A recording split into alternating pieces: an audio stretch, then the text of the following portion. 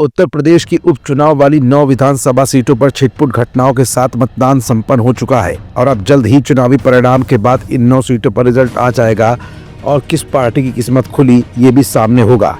Result किसके पक्ष में आएगा ये कह पाना तो बहुत मुश्किल है, लेकिन इस चुनाव में ऐसा क्या क्या हुआ जिसके जरिए आरोपों और प्रत्यारोपों का दौर चला।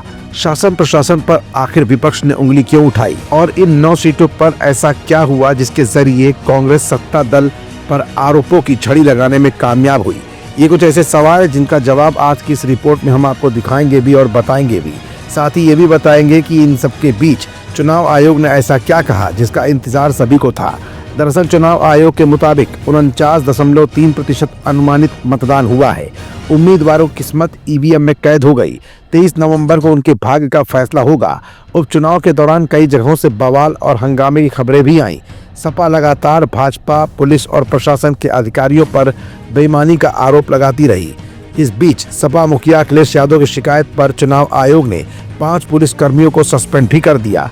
चुनाव आयोग से मिली जानकारी के मुताबिक मीरापुर में 57.1%, कुंदरकी में 57.7%, गाजियाबाद में 33.3%, खैर में 46.3%, करहल में 54.1%, सीसामऊ में 49.1%, फूलपुर में 43.4%, कटहरी में 56.9% और मझवा में 50.4% मतदान हुआ।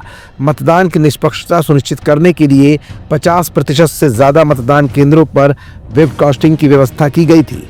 चुनाव में किसी भी तरह की गड़बड़ी रोकने के लिए पर्याप्त सुरक्षा व्यवस्था की गई थी। मतदान के दिन विभिन्न राजनीतिक दलों और उम्मीदवारों से प्राप्त शिकायतों का तत्परता से जांच कराकर निस्तारण भी कराया गया। समाजवादी पार्टी ने सोशल मीडिया के जरिए सभी नेताओं और कार्यकर्ताओं से अपील की थी कि मतदान खत्म होने के बाद ईवीएम सील होने तक और उसके बाद तक, जब तक ईवीएम स्ट्रांग रूम तक नहीं पहुंच जाती तब तक आप उसकी निगरानी करें। मतदान खत्म होने के बाद जिस गाड़ी पर ईवीएम स्ट्रांग रूम जाती है, आप लोग उस गाड़ी के पीछे पीछे जाकर स्ट्रांग रूम तक छोड़ कर आए। साथ ही पार्टी के पोलिंग एजेंट पीठासीन अधिकारी से फॉर्म 17 गा भाग 1 अवश्य लें और उसे निर्वाचन अभिकर्ता को उपलब्ध कराएं। इस बीच कांग्रेस अध्यक्ष अजय राय की भी प्रतिक्रिया सामने आ गई है। उत्तर प्रदेश कांग्रेस अध्यक्ष अजय राय ने कहा कि इस सरकार ने सारी व्यवस्थाओं को ध्वस्त कर दिया। सरकार ने अपने पक्ष में वोट न देने वालों को काफी परेशान किया। चुनाव में सभी 3718 मतदेय स्थलों पर मतदान के लिए जरूरी ईवीएम और वीवीपैट और अलग अलग जनपदों में पर्याप्त मात्रा में रिजर्व ईवीएम और वीवीपैट की व्यवस्था की गई थी। मतदान के दौरान जहां शिकायत मिली है वहां तुरंत निस्तारण भी किया गया। उपचुनाव में भाजपा 8 और उसकी सहयोगी रालोद 1 सीट पर चुनाव लड़ रही है। वहीं सपा कांग्रेस के समर्थन से सभी 9 सीटों पर मैदान में थी। बसपा भी सभी 9 सीटों पर ताल ठोक रही थी।